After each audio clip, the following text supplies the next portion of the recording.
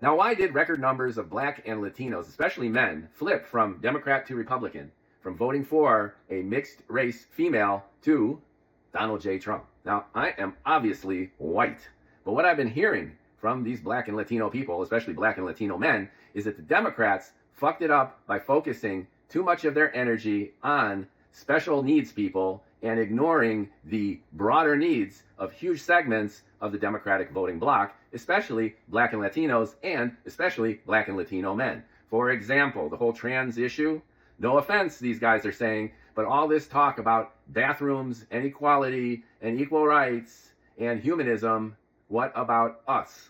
All of this talk, like a professor, about economic stability, about infrastructure, about how Biden did the best job ever to bring the economy back, when all of these folks are like, how come I lost my job? How come my job is paying me as much, if not less, than I was making before, based on the inflation, which is now out of control, which you're not even talking about?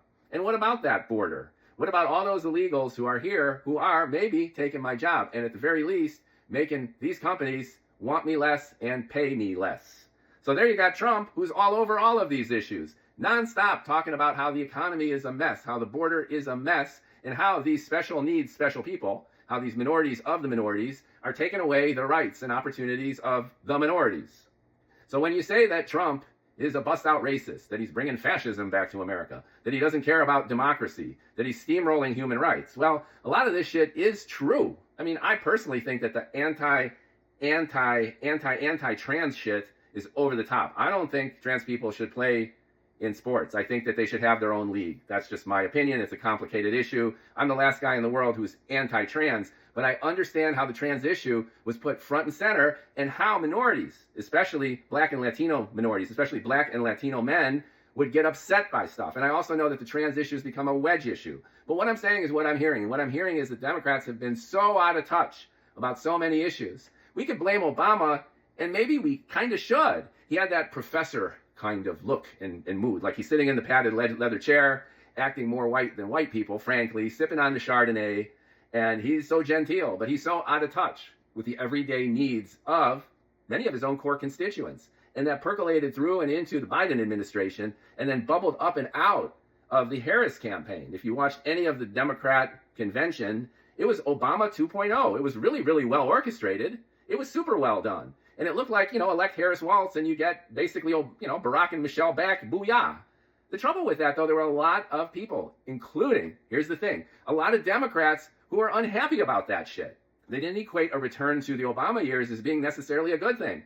They saw it as a bad thing. To a large extent, not because of Obama per se, but because of fucking Biden. Because he did the same thing. Biden was Obama's VP. And everyone said that with Biden back, we'd bring back the good old days of the Democrats running everything. And shit got fucked up.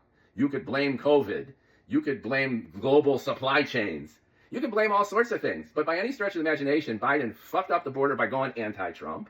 And in ways, he fucked up the economy, too, by going anti-Trump, by focusing on all the opposite things. Now, were the Trump tariffs a good idea? Well, guess what? Biden maintained most of those after he took power.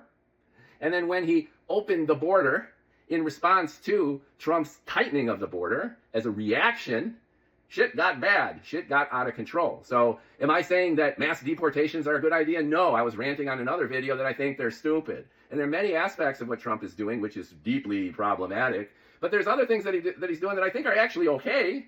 And guess what? The black and Latino people that I'm talking to, especially the men, they think so too. They're like, all right, bring it on. Why? Because here's the other thing. Part of the Democrat enlightened Obama vision that people care more about humanism and equality and democracy and this aspirational super America based on liberal values than they do about how thick their wallet is.